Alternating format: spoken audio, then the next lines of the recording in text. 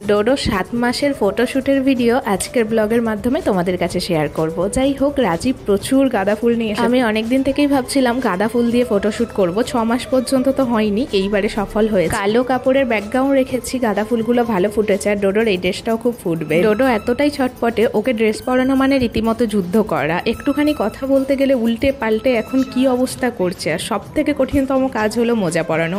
সে তো পা দেবেই না, পাটা সবসময় ওর মুখে যায়। আর আমি তো যুদ্ধ করছি, পা টেনে নিচ্ছে, আমি টেনে নিয়ে আসছি, মানে একটা বুঝতেই পারছো। আর সব থেকে কঠিনতম কাজ মোজা পরানোর থেকেও এই ব্যাকগ্রাউন্ডের মধ্যে ডোডোকে শোয়ানো। রাজীব তো অনেক চেষ্টা করছে, আমি তো 3-4 বার ডেকোরেশন ঠিক করছি, আবার সে পা তো খাবেই, ও মোটে ফটো তুলতে দেবে না। পা ঠিকঠাক নামায় তো জামা ধরে টানে, জামা ঠিকঠাক নামায় তো ফুল ধরে টানে, ওর হ্যাচি হয়। তো সবার শেষে তো মানে পুরো ওলট পালট করে ছাড়লো, 7-এর 12টা বাজিয়ে দিল। ডোডোর অ্যাক্টিভিটিতে মজা লাগলে একটা লাইক করে দিও।